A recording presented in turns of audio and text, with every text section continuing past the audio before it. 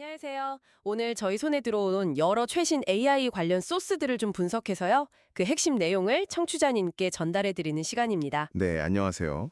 특히 지난 24시간 동안 미국에서 발표된 주목할 만한 소식들이 많더라고요. 이걸 중심으로 AI 기술과 시장이 지금 어떻게 움직이고 있는지, 그리고 이게 또 청취자님의 투자나 관심사에 어떤 의미가 있을지 좀 쉽고 명확하게 함께 파헤쳐 보겠습니다. 네, 기대됩니다. 본격적인 AI 이야기 전에요. 시장 전반의 분위기를 잠깐만 짚고 넘어갈게요. 네네. 이게 로이터가 2025년 9월 2일자로 보도한 내용인데요. 미국 고용지표 발표를 앞두고 시장이 약간 좀 숨고르기에 들어간 것 같아요. 관망세가 좀 짙었죠? 네, 국채 금리가 오르면서 달러도 살짝 강세를 보였고요. 뭐 이런 거시적인 배경은 단기적으로 봤을 때 아시겠지만 주식 같은 자산의 변동성을 좀 키울 수 있으니까요. 그렇죠.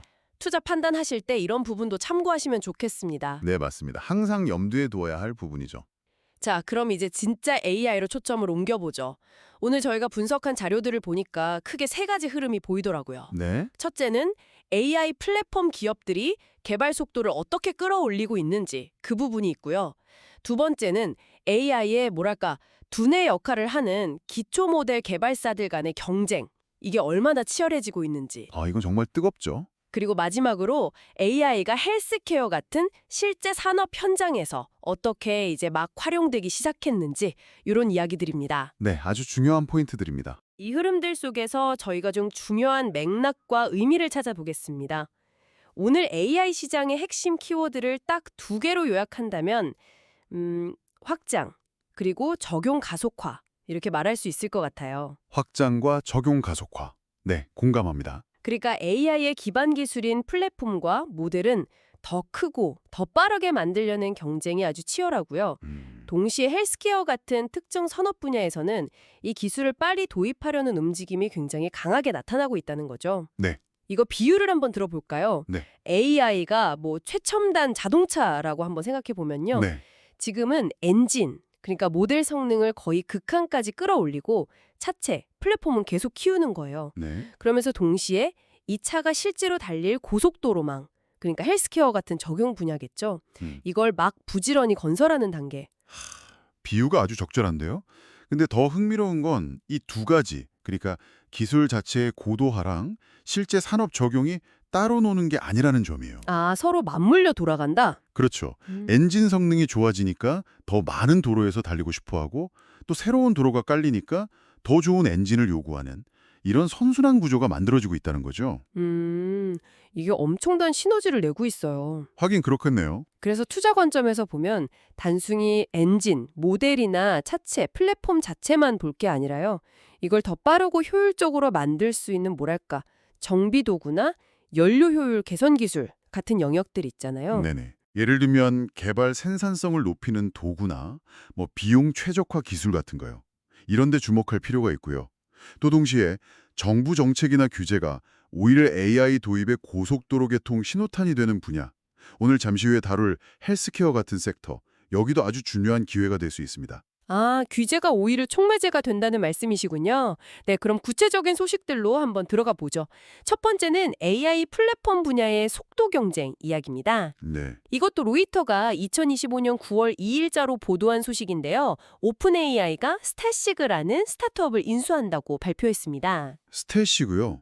좀 생소한 이름인데요. 네, 저도 이번에 처음 좀 자세히 봤는데 이 회사가 뭐 하는 곳이냐면 소프트웨어 제품에 새로운 기능을 넣을 때요. 사용자한테 선보이기 전에 어떤 방식이 더 효과적인지 비교 분석하는 그런 도구를 제공하는 곳이에요. 흔히 말하는 A/B 테스트나 기능 플래그, 피처 플래그 같은 거 있잖아요. 아하, 실험 도구군요. 그렇죠. 근데 이게 단순히 더 빨리 개발한다 이런 의미를 좀 넘어서는 것 같아요. 어떤 면에서요? 예를 들어 챗GPT 같이 복잡한 AI 모델에 새로운 기능을 적용한다고 생각해 보세요.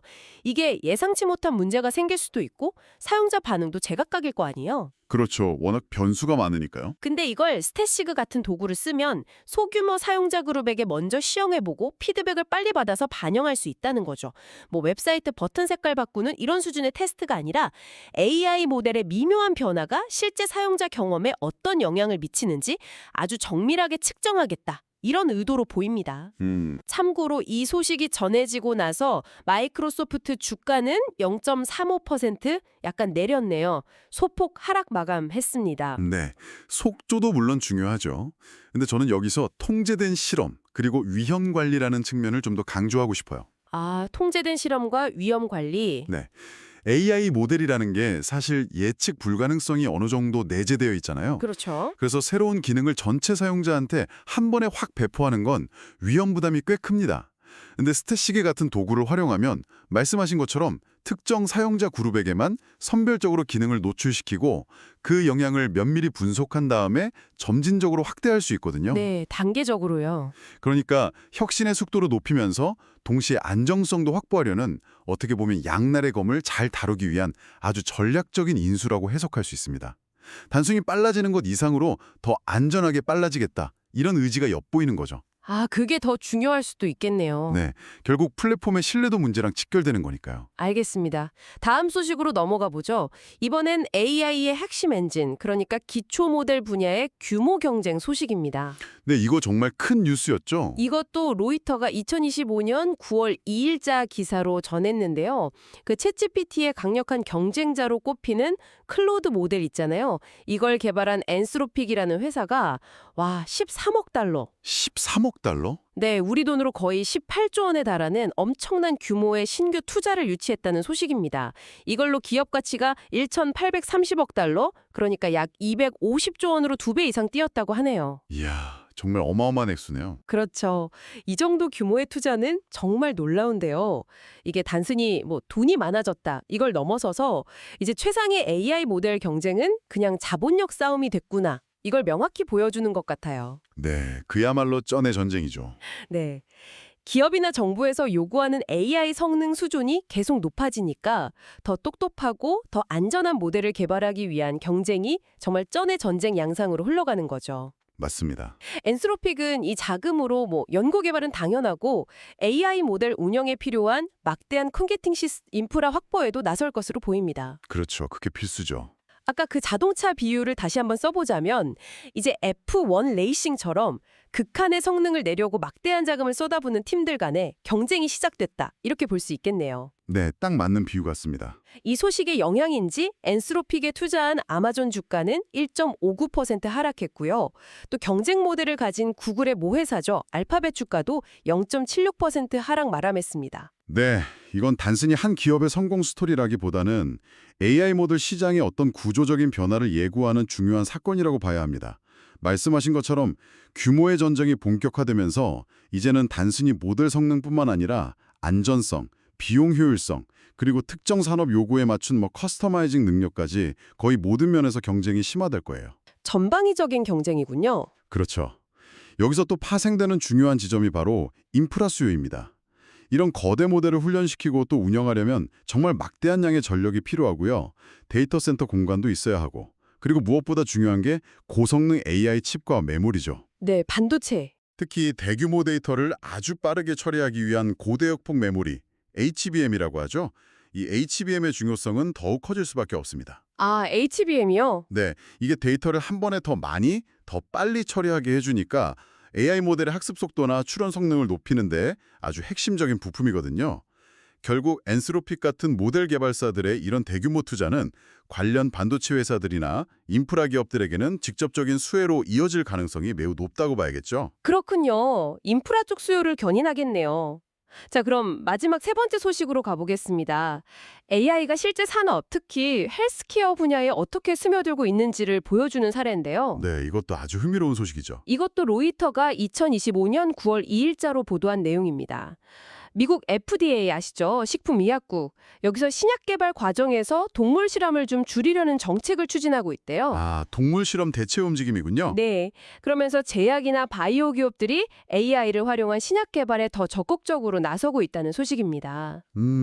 예전에는 신약 후보 물질 찾고 그 효과나 안정성 검증하려면 수많은 동물 실험이 필요했잖아요. 그렇죠. 시간도 오래 걸리고 비용도 많이 들고. 맞아요. 근데 이제는 AI를 이용해서 방대한 생물학 데이터를 분석한다거나 아니면 장기칩이라고 하는 미세장기 모델 또는 컴퓨터 시뮬레이션을 통해서 이 과정을 대체하거나 보완하려는 시도가 늘고 있다는 겁니다. 네, 오가노이르 같은 기술들이죠. 네, 이렇게 하면 신약 개발에 드는 시간과 비용을 획기적으로 줄일 수 있다. 이런 기대감이 커지고 있는 거죠. 그렇죠. 이에 뭐랄까 건물을 짓기 전에 컴퓨터로 정교하게 3D 모델링하고 시뮬레이션에서 설계 오류를 미리 잡아내는 거랑 좀 비슷하다고 볼 수 있겠네요.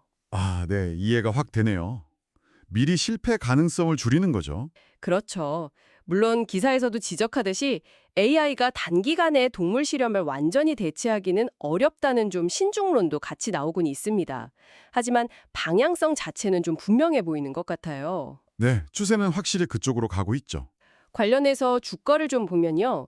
AI 신약 개발 관련 기업인 리커전 파마슈티컬스는 0.85% 하락, 슈레딩거니언 2.10% 하락, 서타라는 1.71% 하락했고요. 또 반대로 동물 실험 서비스를 제공하는 찰스 리버 레보러토리스도 1.26% 하락 마감했습니다. 뭐랄까 시장은 아직 이 변화의 수의 강도나 시점에 대해서는 좀 확신하지 못하는 모습일 수도 있겠네요. 네, 그럴 수 있습니다. 이 뉴스는 규제 환경의 변화가 기술 도입에 아주 강력한 동인이 될 수 있다는 걸 보여주는 전형적인 사례예요. FDA의 정책 변화는 AI 신약 개발 기업들에게는 분명한 기회 요인이죠. 네. 단순히 비용 절감 차원을 넘어서 신약 개발의 성공률 자체를 높일 수 있다는 기대감까지 더해지고 있거든요. 중요한 건 AI가 신약 개발의 모든 단계를 다 대체한다기보다는 연구자들이 더 유망한 후보 물질을 더 빨리 식별하고 실패 가능성이 높은 후보는 조기에 걸러내는 데 도움을 준다는 점입니다. 아, 효율성을 높여주는 거군요. 그렇죠.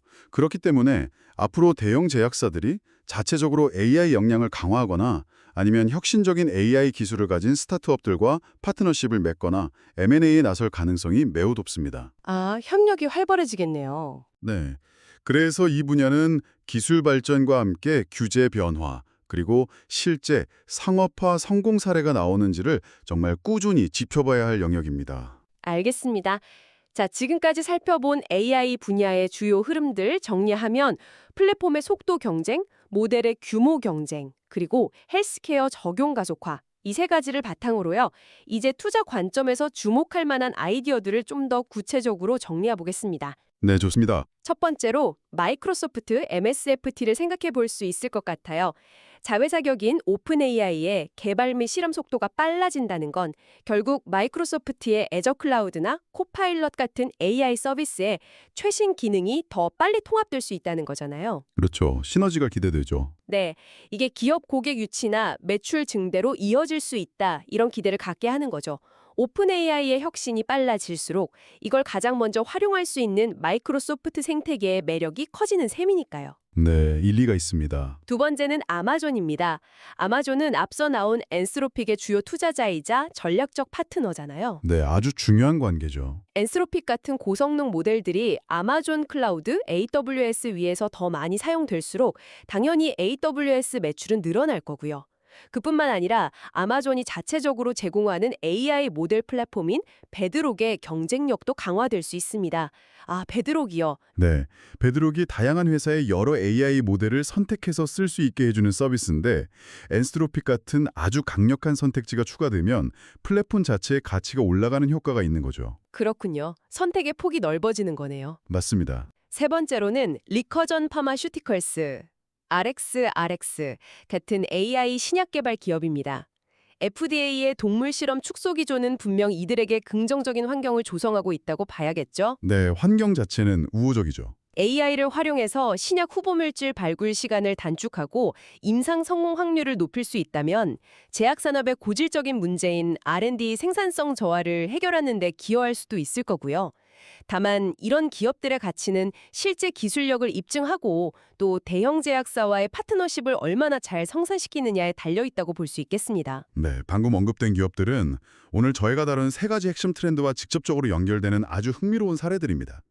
다만 투자 관점에서 보면 몇 가지 더 생각해 볼 지점은 있어요. 어떤 점들일까요? 예를 들어 마이크로소프트 같은 경우는 오픈 AI의 혁신 속도가 빨라지는 만큼 AI 관련 투자 비용 또한 계속 증가할 수 있다는 점을 고려해야 하고요. 아, 비용 문제. 네. 아마존의 경우도 엔스로픽 외에도 AWS의 전반적인 성장세나 클라우드 시장 전체의 경쟁 구도를 함께 봐야겠죠. 리커전 같은 바이오텍은 FDA 기조 변화가 긍정적이긴 하지만 아시다시피 신약 개발 자체가 워낙 장기적이고 불확실성이 큰 분야라는 점을 잊으면 안 되고요. 그렇죠. 리스크가 크죠. 네. 결국 큰 흐름을 이해하는 것과는 별개로 개별 지역의 펀더멘탈이나 구체적인 사업 진행 상황을 면밀히 분석하는 게 무엇보다 중요합니다. 네, 아주 중요한 지적 감사합니다.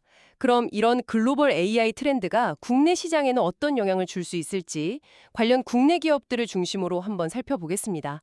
한국 시장은 잠시 후 오전 9시에 개장하니까요. 참고하시면 좋겠네요. 네. 국내 영향도 줄라죠. 먼저 데이터 센터 인프라 관련 기업들입니다. AI 모델과 플랫폼 경쟁이 치열해지면 필연적으로 데이터 센터가 더 많이 필요해지고 이건 결국 전력 공급 능력 확충으로 이어지잖아요. 그렇죠. 전력 인프라가 핵심이죠. 그래서 LSA 일렉트릭이나 HD 현대일렉트릭, 효성중공업 같은 전력기기나 시스템 공급업체들이 주목받는 이유입니다. 특히 해외 대형 데이터 센터들이 요구하는 고효율, 고사양 장비를 얼마나 안정적으로 공급할 수 있느냐, 이게 중요해질 겁니다. 네, 수주 능력이 관건이겠네요. 다음은 역시 빼놓을 수 없죠. AI 반도체 및 부품 분야입니다. 엔스로픽 같은 거대 모델 투자는 곧바로 삼성전자나 SK하이닉스의 HBM 같은 고성능 메모리 수요 증가로 연결되거든요. 네, HBM 수요는 계속 늘어날 수밖에 없죠. 그리고 이 HBM을 AI 프로세서와 효율적으로 연결하는 첨단 패키징 기술이 중요해지면서 한미반도체 같은 장비 업체들도 계속 주목받고 있고요. AI 성능 경쟁이 심화될수록 데이터를 더 빠르고 효율적으로 처리하는 반도체 기술의 가치는 계속 높아질 겁니다. 네, 패키징 기술 경쟁도 치열하죠. 마지막으로 헬스케어 AI 기업입니다. 국내에도 루닛이나 뷰노처럼 AI로 의료 영상을 분석해서 진단을 보조하는 기업들이 있고요. 또 신테카바이오처럼 AI를 신약 개발에 활용하는 기업들이 있죠. 네, 기술력 있는 회사들이죠. 미국의 FDA 움직임은 국내에서도 이런 AI 기반 솔루션 도입의 필요성을 높이는 요인이 될 수 있습니다. 결국 이들 기업이 글로벌 제약사나 의료기관과의 파트너십을 얼마나 확대하고 또 해외 시장에서 실질적인 성과를 내는지가 중요해 보입니다. 맞습니다. 정리하자면 해외 AI 기술 경쟁과 규제 변화가 국내의 특정 산업, 특히 인프라 쪽, 그러니까 전력이나 반도체, 그리고 응용 분야인 의료 AI 같은 곳에 긍정적인 영향을 미칠 잠재력은 분명히 존재합니다. 네. 다만 이러한 기대감이 실제 수주나 매출로 이어지는 데는 시간이 걸릴 수 있고요. 당연히 국내 기업들의 기술력과 시장 경쟁력 확보가 전제되어야 합니다. 따라서 단순히 테마성으로 접근하기보다는 각 기업의 구체적인 기술 우위나 사업 확장 전략을 지속적으로 점검하는 것이 중요하겠습니다. 네, 신중한 접근이 필요하다는 말씀이시네요. 자, 오늘 저희가 살펴본 소스들을 다시 한번 정리하면 이렇습니다. AI 분야는 플랫폼 기업들의 속도 경쟁, 기초 모델 기업들의 규모 경쟁, 그리고 헬스케어 분야를 중심으로 한 적용 가속화. 이 세 가지 큰 축이 동시에 그리고 매우 빠르게 진행되고 있다는 겁니다. 네, 특히 규제 환경 변화가 기술 도입의 중요한 변수가 되고 있다는 점도 저희가 확인했고요. 그렇죠. 오늘 논의를 바탕으로 청취자분들께 이런 질문을 한번 던지면서 마무리하고 싶은데요. 네, 어떤 질문일까요? AI는 지금 보면 신약 개발처럼 비교적 목표가 명확하고 좀 통제된 환경에서는 그 발전 속도를 예측하고 관리하려는 노력이 이루어지고 있잖아요. 네, 그렇죠. 그런데 만약에요, 이와 유사한 수준의 하지만 예측 불가능한 가속이 교육이나 정치 혹은 인간관계처럼 훨씬 더 복잡하고 다양한 가치가 얽혀있는 사회 시스템 전반에서 동시다발적으로 일어난다면 어떨까요? 아, 사회 시스템 전체에서의 가속이요? 네, 그렇게 된다면 우리는 어떤 새로운 가능성을 마주하게 될까요? 그리고 동시에 어떤 예상치 못한 윤리적, 사회적 난제들에 미리 대비해야 할까요? 오늘 당장 답을 내리기는 어렵겠지만 앞으로 계속 함께 고민해 볼 만한 질문인 것 같습니다. 와, 정말 생각해 볼 만한 깊은 질문이네요. 네, 오늘 저희가 준비한 내용은 여기까지입니다.